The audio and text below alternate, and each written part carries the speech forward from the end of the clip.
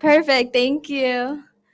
Hello, hello. Welcome to the Digital Innovation Pavilion, and thank you so much for being here and for tuning in. My name is Angela, and I'll be your moderator today for the UNFCCC Englocha event with IAAI. Today, we're hosting a side event this morning on envisioning the future. We wish to reflect from youth at COP28 on their experiences and share them both synchronously and asynchronously.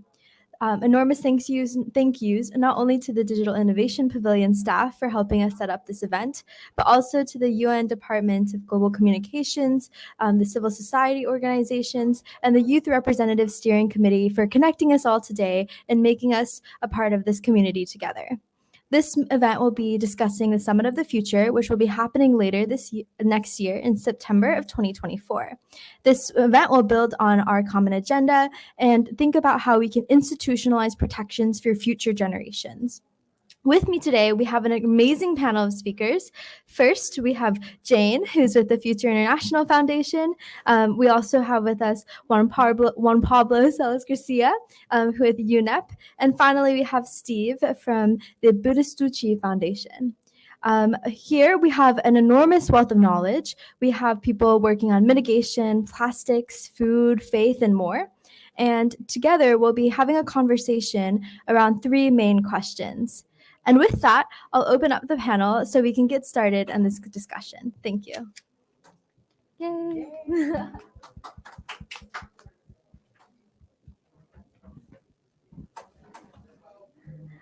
All right, so is everyone ready? Are we feeling good? Okay, perfect.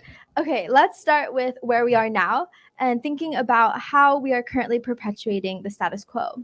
My question to you all is, with the trajectories that we're on, what do you think our future looks like? This can be tomorrow, 10 years, or even 50 or 100 years down the line. Do you want to start? Yeah, sure. Hi, everyone. So I'm focusing today a lot on increasing collaboration. So I think for me, it's if we're keeping things the way they are, I see it as a really fragmented future. And I think we've come a long way and we've really increased connectivity and we've all started working and collaborating more. But I really think it's not enough, not just between youth and between generations, but between systems. And so I think we really need to do a better job if we want to reach our goals in creating really fulfilling, sustainable relationships. And I think if we don't do that, then the future is just going to stay the way it is, of silos, everyone working on different and competing agendas, but with similar targets, a lot of duplication. And I think we have an opportunity to build on spaces like this where we're working together more. So I hope to see a future where it's collaborative and not disjointed. Well, thanks so much. It's great to be here with you all today, and those who are watching online and watching the recorded later on. It's great to have these conversations. Thanks you to Miro and the Digital Innovation Pavilion for facilitating this space.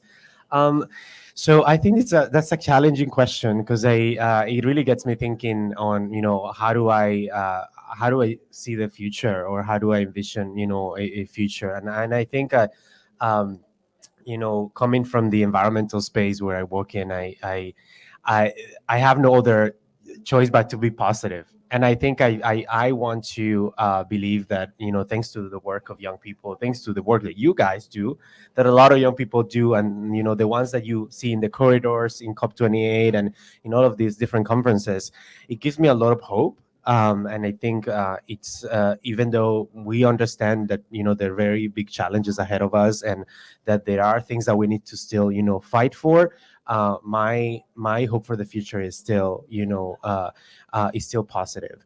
Just because when I see young people like you guys, like, and, the people in this COP28, we can tell that people really care, that our generation is, aware of the situation, that is ready to take on the challenges, and that is not waiting any longer for, the other generations to do the work for them. So I think that in the short to long term, we will, of course, have a lot of environmental challenges.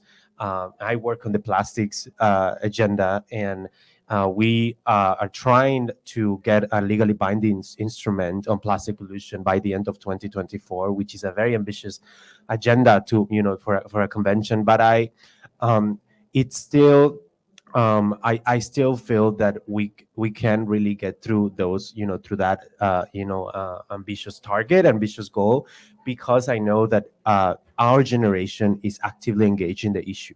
So my hope is positive, and I really think that even though with all the circumstances, the young people keep innovating, keep challenging, and keep bringing in the new perspectives. So yeah, that's what I really think it's my vision for the future. Love that. I think in thinking about status quo, I want to kind of build on everything that's spoken to already and think about maybe what is driving our status quo, right? And if we do nothing, if young people just accept this status quo as is, what emerges from there, right? And I think from Buddhist Tzu Chi Foundation's lens, we see a lot of emphasis on like hyper materialism, right? How like as societies, we've continued to emphasize this Western ideal of success in being the acquisition and maintaining of like possessions and materials at the cost of our relationship with the planet.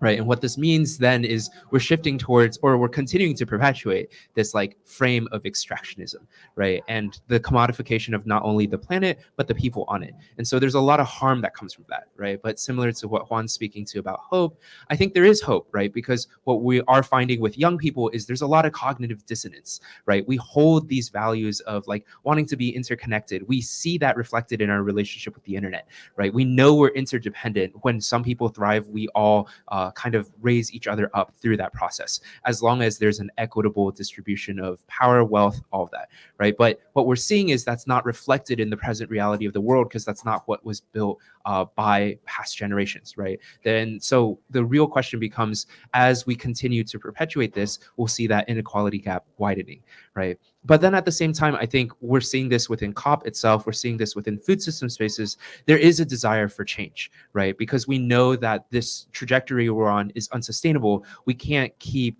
diverting resources away from the well-being of all people and planet for this name of like profit and like progress, right? And so we begin to explore the question of, well, if this isn't the relationship we want, how can it be better? And we come to questions around regeneration, right? Involvement, and this notion of like breaking down silos and thinking about what it means to come back together in that sort of interdependent collaboration. And I think we see a lot of possibility and hope there. And it's one of the ways in which I think we'll shift away from the status quo is through this narrative of collaboration and really mutual dependency. Yeah. Thank you so much for all of those responses. I feel like it's totally possible to have like multiple, somewhat conflicting, but also like different perspectives and to hold them at once. And I think that that was really exemplified by all of the answers you guys gave. Like it's possible to be realistic about what our future is currently going to look like, but also hopeful about what we can do to change that. And I think that that's super important. And I just wanted to highlight that part.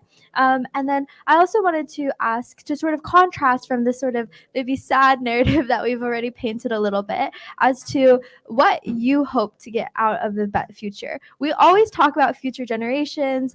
We're always like, oh, we must champion the future. We have the summit of the future. So what does creating a better future actually mean? What are your goals in this perspective? And how can we work towards that? And let's switch it up this time. Do you want to start, Steve? And then we go this way? Yeah, I'll run it first. So there's an entire thread of conversation around going beyond GDP, right? And I think for the longest time, we've used this economic tool of gross domestic product as our measure of success, well-being, but there's a lot of things that aren't captured in that, right? Like if we hyper-fixate on GDP alone, we tend to trend towards individualism, right? And we trend towards like this notion that like as long as like my individual country is succeeding and like growing and the numbers are going up, I am a better person, better country, whatever, right? And so this question around what does a future look like where we have better metrics to measure happiness, well-being, and health kind of really beautifully coincide with what we've been learning around the pandemic of this epidemic of loneliness, right? Where like people are becoming increasingly disconnected from community,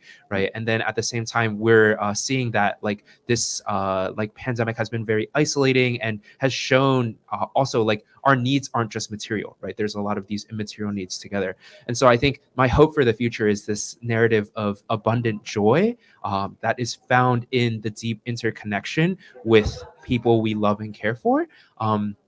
That extends beyond just our traditional circle, with the recognition that like we should love and care for our communities as a whole, right? And not just the people we know, but those who are part of this broader ecosystem and society that we're with, right? And what that means to love isn't just an abstract thing where it's like held within our hearts and our bodies, but rather it's exemplified through action, right? To love is to care for the factory farm workers who are being exploited through like different means of like human rights violations and human trafficking, to continue to keep them in inhumane working conditions, right? And to say that that is not acceptable and we need to transform that food system that they are existing in, right? To love is to design healthier ways to age as we all grow older and we see our parents and generations continue to grapple with like, what is my identity beyond like being a productive worker in society, right? And to come back to that notion of GDP, right? Like, how do we measure that? How do we track well-being? And to utilize these new and emerging metrics to really frame a better path for the future, because what we measure, what we prioritize, what we value becomes the guideposts to guide us to that next point on our journey. Yeah, I totally agree with what Steve is mentioning, because if I have understood something about this generation and the one to come, is that we are the kind of generation that does not see the same needs as the needs that we're seeing in generations 30 years ago. We, for instance, in our generation, we talk a lot about mental health. For instance, it's something that is really, really important for us. But we also talk about the need for doing having a career or a job that it's meaningful, that you feel like you're contributing to it. And I mean, in previous times, we knew that when a person will get into a job, most likely will stay in that same job for longer periods of time. But now we see how young people changes to from 2 years, 3 years into a job to move into something else and then switch around, because I feel that they're in the search for for doing something that contribute to their future, and that also it makes them feel that they're doing something meaningful for the world and for other people. So it's something that we really can't. I always say this: we can't really solve 21st century problems with solutions from the 20th century. We need to, be innovative. We need to understand that there are different needs in these generations, and that we have to, find the most innovative ways. We are in the Digital Innovation Pavilion, so it is a place where, we have to, as the young generations, find the most innovative and digitally perspective, ways to contribute to the challenges, solve the challenges through the most fresh and creative perspectives and ideas. So this is to add on to what Steve was mentioning. I think it's important to keep in mind. And I think unlocking the full potential of that innovation is pretty difficult, because with our generation, it's so cool that we have this ability to explore and lead with passion, but it's also very difficult to balance that with the demands of a job, with the demands of life, with the demands of existence. And I think that's new, that we have all of these competing top priorities, like feeling passionate about your work, but also meeting the demands of just a day-to-day administrative job is really hard. And I think new for us, and something that really scares me, is being faded in the end. And I see that from all of the mentors around me in the workplace. And I think about it a lot of, it's not like they weren't inspired youth who also cared about these topics, especially if they're working in the same space as me. So where does that disconnect happen, that you go from being this like activist, inspired, passionate soul to just trying to meet the day-to-day goals? And even that's a struggle. And so I think my hope is that I'm able to continue to lead with care, because I think that's very hard to stick to that integrity throughout your career. And I think it blocks us a lot. And I think we have opportunities that if we were leading with care, we could create more pipelines for youth to be actively involved in the workplace space. Like, we have a lot of, I think, barriers with mentors and with trying to progress in your career, because it's just, there's not the time to lead with thought, care, and passion. So I would like to accelerate that, I think. Yeah, absolutely. I think it's crazy to think about just like one work, like out of your entire life, you work like 80,000 hours, which is actually like a ridiculous amount of time to like go to for any initiative or project, right? And so there's immense opportunity that you can generate from those 80,000 hours, but there's also a ton of different impacts that those 80,000 hours can also generate on you. And so I think all of our panels here have talked a little bit about like how to sort of address these conflicting desires, right? Because I want to be able to support like my family and things like that, but I also want to work on like climate and things like that. And so I think it's possible to do all of these things. I think you guys are great examples of people who are doing these things and working on spaces that inspire you to keep moving forward. And that's just great to see. I feel like it's kind of rare to find these days now. But thank you guys all so much for the work that you are doing. And so the third question I have for you all is I want to sort of contextualize that as in the Digital Innovation Pavilion, today is Multi-Stakeholder Cooperation Day. And so we talked a little bit about how in our careers and in the organizations we're a part of, we want to lead with care, lead with love, lead with innovative ideas. And so how do we work with these groups to create the future that you guys are talking about, a future in which we have these values and we hold them as priorities instead of currently things like GDP? And this time, Juan, let's begin on you. Sure.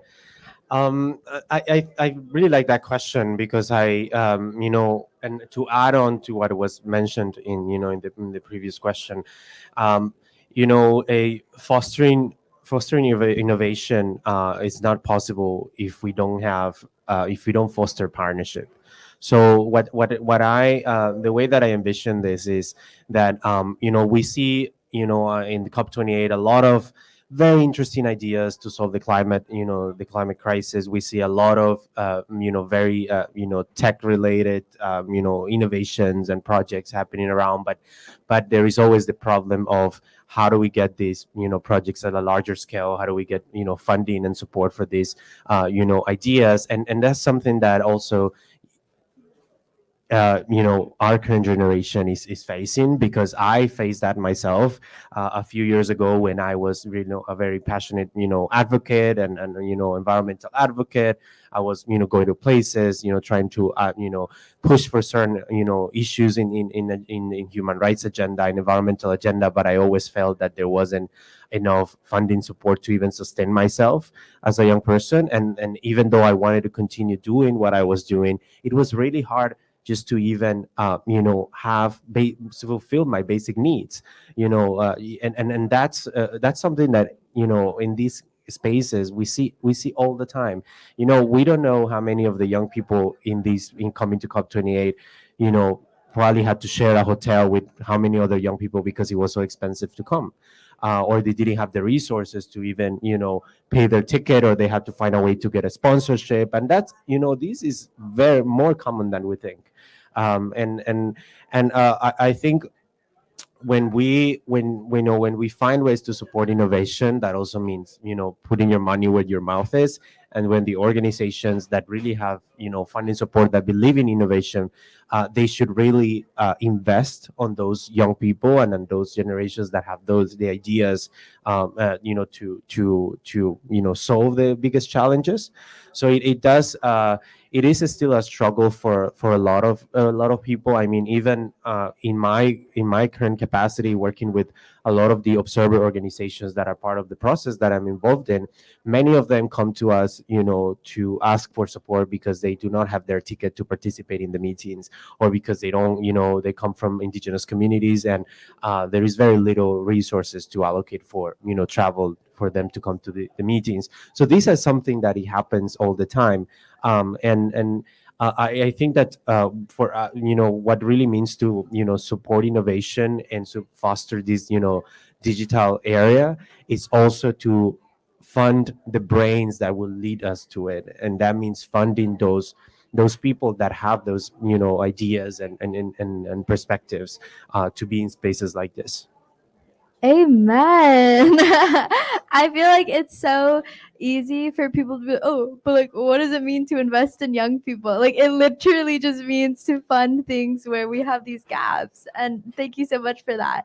I'll turn it over to you, Steve. I see you scribbling over there. What are we thinking? Hey, I love it. I think I'm picking up on some conversations around burnout and mental health that I want to lift up, and then maybe some thoughts around like what does it mean to like have new mechanisms to build trust, right? And thinking about like as we invest in youth, I think first we have to trust youth, right? And perhaps one of the larger challenges within our global institutions that like have very like familiar patterns of working is when you bring in new stakeholders, how do you cultivate that trust, right? And there's traditional ways to do that where you're like, oh, like come to a conference, let's have like a meeting here, right? But if I can't even get to the conference, what does that look like, right? So part of this burden and onus of like investing in youth, I think writ large are part of like those who have the privilege and the established power to actively seek out the like innovation, the innovative ideas, and these youth networks that are actively already doing the work on the ground, right? But then to be able to trust them once you meet them and get to know them is still a challenge, right? Because our easiest way to measure impact, our easiest way to measure like the ability of a person usually comes back to money and reach, right? Like we see with social media, it's like, oh, are you an influencer with like 10 million like followers? That indicates a certain level of influence, reach, and impact, right? So it becomes easier to trust that sort of individual. So I think as we go into this new era, as we continue to think about what it means to innovate for the future, I think we require new ways of trusting each other that are more imbued and embedded into how we're currently working in this like hybrid ecosystem, right? That said, like I don't know what that vision looks like, but I know there's that need, there's that gap, right? And similarly, there's another gap that I think when it comes to investing in young people, we often don't address well, and that comes to burnout, that comes to lack of mentorship. Sometimes within the youth ecosystem, the very same people who are mentoring young people are then themselves burning out, right? And so you can't have the blind leading the blind. You need that cycle of wellness that is like coming in to help heal rather than perpetuating that cycle of burnout by sharing only the negatives that are coming forth within the industry, right? And to that extent, I think that sort of like mutual and peer-based support has been transformative for myself, right? Where like a large part of like what I've seen with the challenges of young people working in this space is how isolating it can be, right?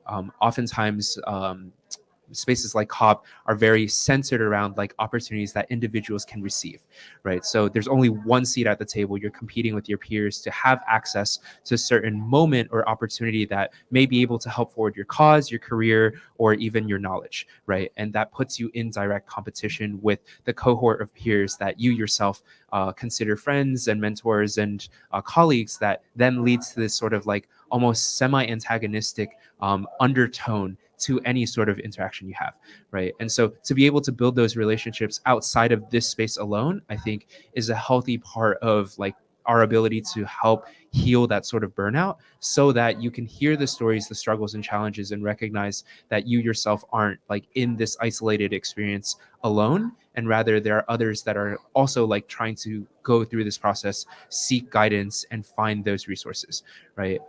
But then extending that beyond the abstract, I think there's also the practical, right? Which is, how does money flow in, and then how do we ensure that like we as young people have active participation, right? And I think this comes back to training, right? Like, can we better train, can we invest in young people to teach and show them how to access funds, right? One thing that Suji runs is an international young leader program where we're specifically training young people on not only how to engage with the United Nations, but also like how to take the SDGs and pull them into programs at a local level, right? And then how do you seek out funding from local government, from your peers, from networks of organizations that are values and cause aligned, and then coach them through the failures, right? Because you're never going to do it right the first time. It might be like pure luck, you do it right the first time, and then after that it's a string of like challenges, but recognizing that it's this journey and helping people become more process oriented as opposed to outcome focused. Yeah.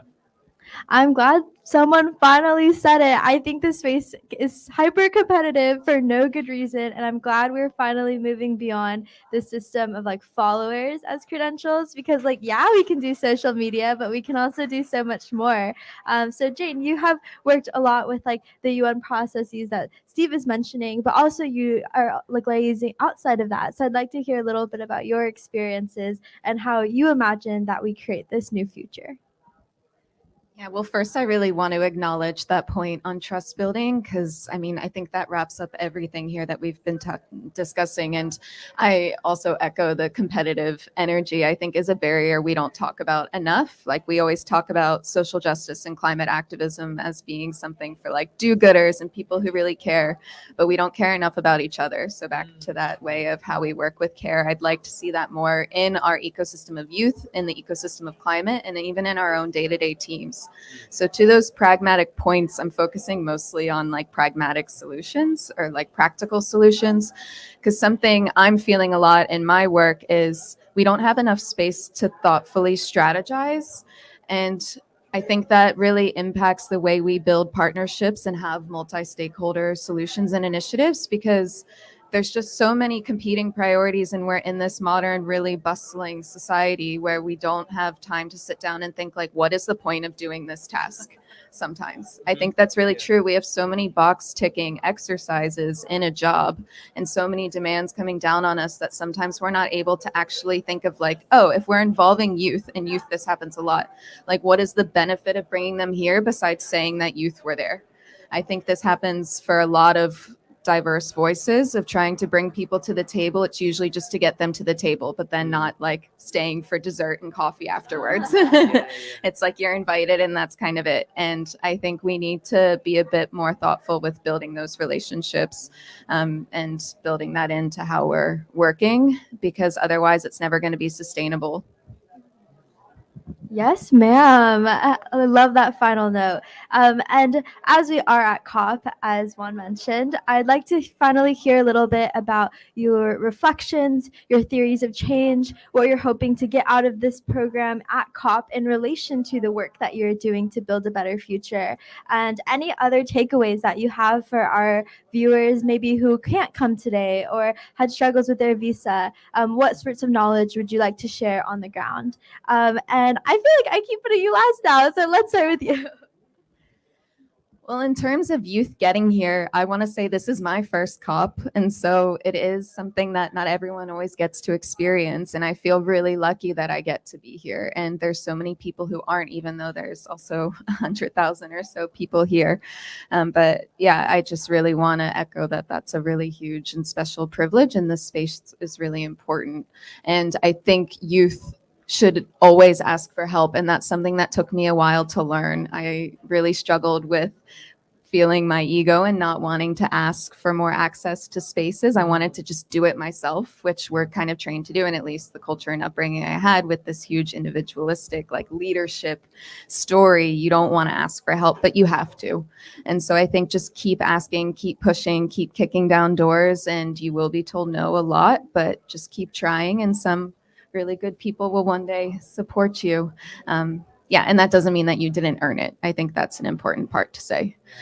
As for what I'm hoping to get from COP, in my job, I work a lot on mitigation, and I feel like we're in a tipping point with narrative. And so I'd really like to hear from this community kind of what you're expecting for the next year, for the next few years, as we're heading into 2030, where several climate goals are going to kind of have another stock take moment, because we'll be at half of the 2050. So for me, I think we focused a lot on like mobilizing, setting ambitious commitments, and that's all been happening. But now we need to like really dive into what does action look like. Like that action narrative has started, but we haven't completely peaked. And I feel like this week I really want to get into the weeds with partners and with others that I work with on a day-to-day of like, how in this year can we accelerate faster, and what does that look like in our projects, in our relationships, in the groups that we're working with, in financing, because yeah, the ambition's there, but we aren't moving fast enough. So coming up with those solutions. Love it. I want to lift up maybe bridging the two conversations, because I think Jane speaking to like slowing down and like really thinking strategically is a beautiful reflection. And I think this conversation is kind of adding into that bubble, and that like space, right? I think there's that question that I'm often asking of like, what does it mean for me to show up, and what is meaningful in this moment, right? And like when we're consigned to be in a space, like there's often like the box ticking things, the mandates, the things that like we have to do. But then the question becomes, once all of that is done, like how do we use our energy? How do we use our time in a way that is in community with other youth, that really breathes life into the space, right? I think coming from a faith-based organization, like our key message is centered around hope, right? And like how do we bring in hope? How do we bring in faith for a better future? And all of that is found in manifest through action, right? It's not just found, like prayer is found in action, it's found through ritual, it's found through the gathering of people together and really creating impact through like collaborative moments. And so part of our excitement of COP is being able to like see our partners and like be in conversation. But then this other part really comes to like an exercise of gratitude, right? Like, so like the speed of COP is one that is just constantly like, there's another event, there's another conversation, there's another wonderful person to meet, that oftentimes we don't slow down enough just to be grateful to be where we are already, and the opportunities that are present there, and we miss things, right? And so re-imbuing our like own presence, and then in turn bringing that to others, centered around gratitude and hope, I think is like one thing that we've been looking at towards COP. In terms of like concrete narratives and what we're thinking about and like really working through, this year we've really been investing into pavilions that have been like kind of adding in narratives and trying to help shape conversation here at COP, centered around faith and centered around food for climate. And together we see these two spaces as reflective of a larger like stop gap and like a blockage in our ability to move forward in climate negotiations, because they're both centered around what the question of what we're valuing, right? And we see that within, and I kind of spoke to this earlier, right? Like how we perpetuate the norm. If we continue to do nothing, what we're valuing is profit, we're valuing extraction. And we're here to offer an alternative narrative. We're here to offer and showcase what communities around the world are actively doing to transform our food systems, not just using technology that is both hyper expensive and inaccessible and potentially also unproven to try to meet our climate goals, right? But to say that there are already holistic solutions at play that are found within indigenous wisdom, that are found in communities around the world that are actively working, and we can draw inspiration and wisdom from them. But the starting point has to be that we have to value those inputs. And so I think that's definitely something that we're thinking about within the COP ecosystem. And then finally, one thing we're constantly advocating for as we think about scale to create better climate solutions is how do we deploy this into communities in a way that builds trust, in a way that doesn't marginalize and exclude communities, and isn't like a helicopter drop-in of like, I'm here with the solution and I'm the savior and I'm going to help you, but rather we can co-create and co-design. And how much of a beautiful solution it is to be able to work with diverse faith groups around the world, because they already have the trust of communities to be able to deploy and implement at a scale that I think everyone's looking for solutions for. We're on the rooftops of COP shouting, you already have the answers. You just need to be willing to work with non-conventional actors within this space in a way that is slow, intentional, thoughtful, but will create long-lasting results. Yeah, I echo what you both have mentioned. I think the COP28 is a and the climate COPs is a unique space, and there is something that is very unique about it, and is the fact that there is an opportunity between state actors and non-state actors to come together. It might sound something very simple, but in a lot of spaces it's very hard to do that. And this is a unique opportunity for the COP28, where you can go walk to any country pavilion and start having conversations with people from different ministries, and at the even highest levels. When we have those conversations, when we bring in those discussions, I think is that when real change happens, because we are the ones that have to, we go there, we have conversations, we bring in our ideas, but we also invite the state actors to come and participate in spaces like this. So it's important not to just be kind of separated, or here we're here, they're there, and it's an opportunity to bridge the conversations between the state actors and non-state actors, because ultimately, I mean, it's not possible, to achieve the goals of the convention without having both sectors involved and having both sectors having that conversation. So it's really an opportunity, and this is something I've mentioned to everyone I meet in COP. Go to the pavilions. Which countries are you working on? Which countries it's your initiative or your project on? Go to those countries. Have conversations with people that are there. You never know how you could meet someone that could really change or contribute to your idea. So it's important not just that we get crammed in one single space, but that we move around and we take the opportunities that are out there. So it's a unique chance in COP28 and in the climate COPs. So we certainly have to make sure that we make the best out of it. I come in with one final thing that you reminded me of with pavilions, and it's for those who are tuning in online who aren't here in person. There are some virtual spaces popping up this year too. I know the People Pavilion is one experimental example of trying to get those who can't be here on the ground together online. So I encourage checking it out. And of course, we can't completely replicate everything happening here, but a lot of the meetings that are here are also being streamlined there. There's a lot of activities you can engage in and a lot of networking sessions, even like mingles virtually online. So I would recommend People Pavilion for sure. Maybe just to jump in some more also, and thinking about like what it means to engage meaningfully outside of COP2 is recognizing that this process is a year-long process, right? And like definitely the eyes and attention of everyone is on COP in this moment, because it's kind of like the honing point in, right? Like we all come together for this moment, but throughout the year at a national and regional level, there are convenings, there are engagements that are probably even more significantly meaningful than this one here, in that we're actually driving the work forward, right? And I think part of being a young activist in the climate space is to thoughtfully think about, what does it mean to move beyond the spectacle? What does it mean to move beyond what is trending and really create meaningful impact in a ways that we have the means to in the moment, and then scale that and amplify that as we move towards a better future? Yes, thank you all so much for those inputs. I recognize that our time is wrapping up, and so is our tech.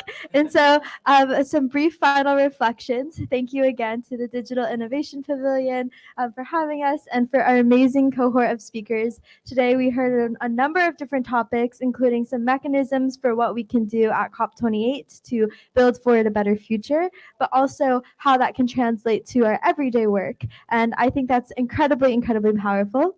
And I'll leave it at that. But please continue to follow these people's work. And thank you all for coming.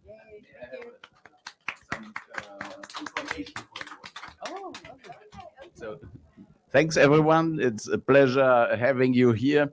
I'm Miroslav Polzer, IAI Glotcher. IAI is accredited to the UNFCCC, so we have the possibility here to have this pavilion. But we are also accredited to ECOSOC, Economic and Social Council, the community in New York, and to DGC as well.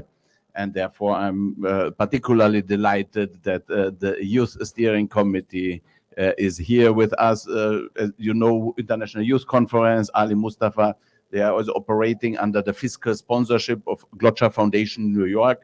And we are great friends of Hava and Maha and everyone. So I just wanted to inform you about some of the programs that we have here that are addressing some of the issues that you have mentioned. And I'm very grateful that in the discussion you have made a reference to the multi-stakeholder cooperation day, so the thematic structure and the digital innovations.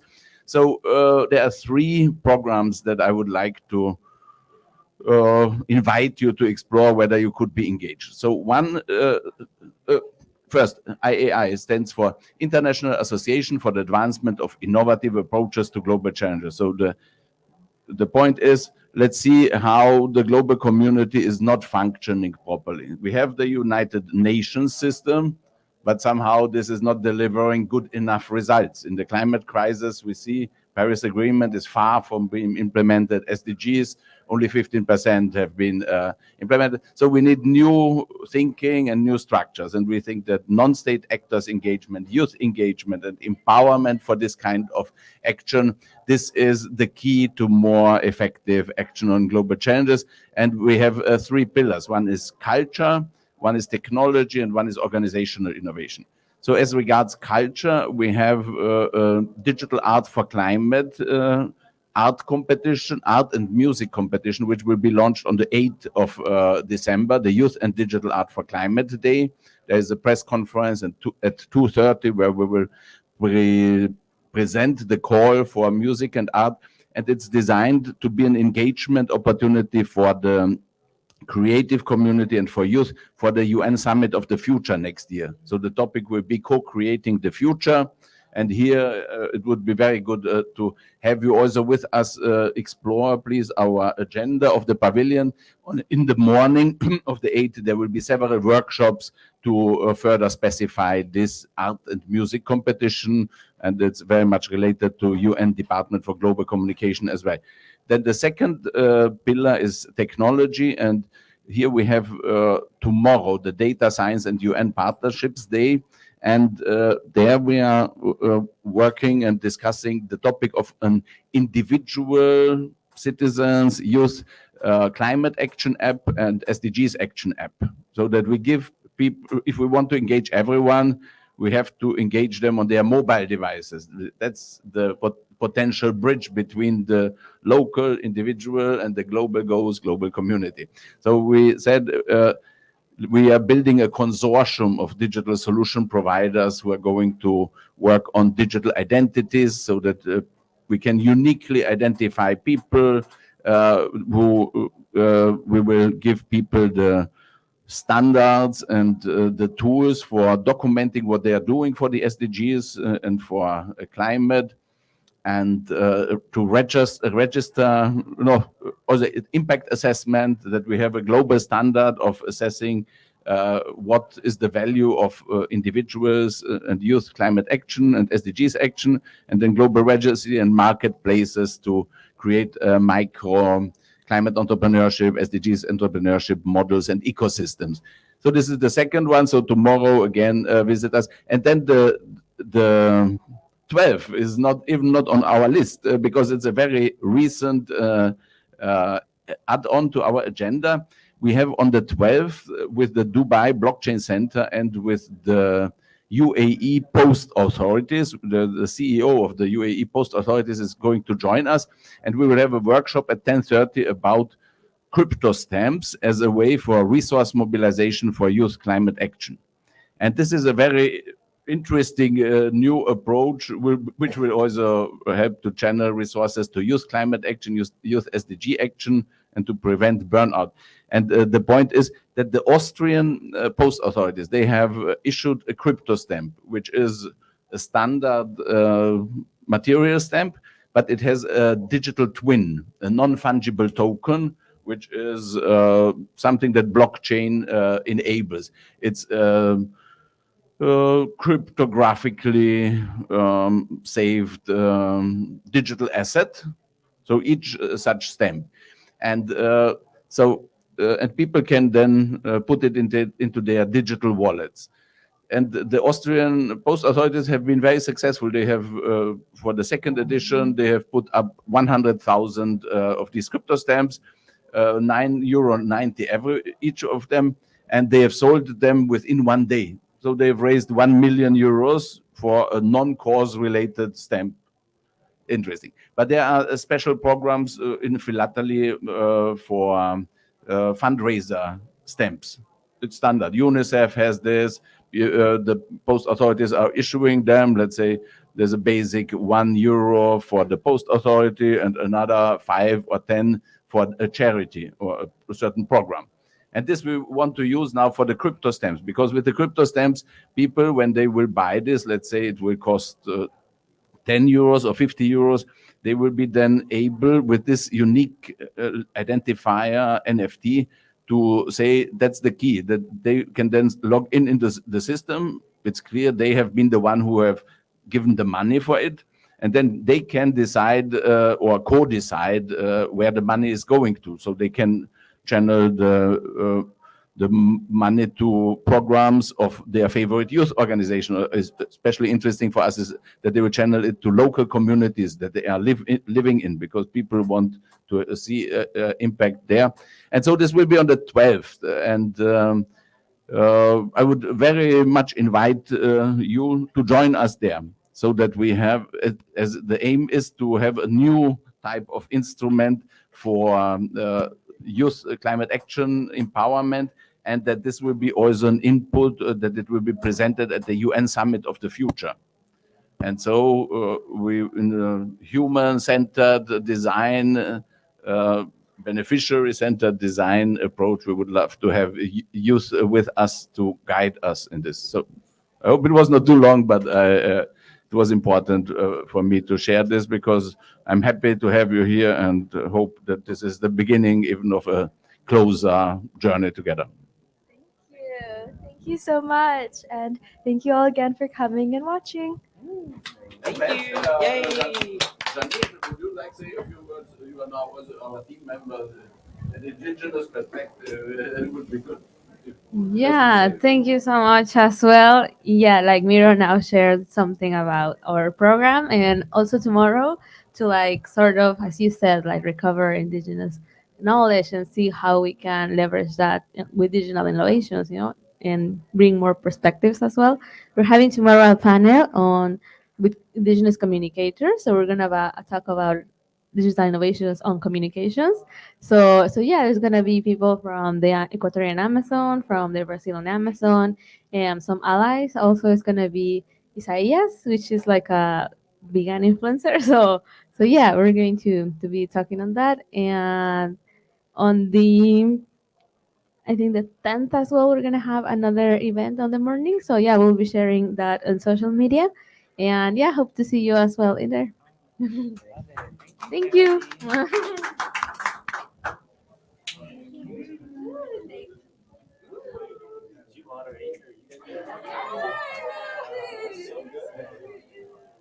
Your partner brain kicking off.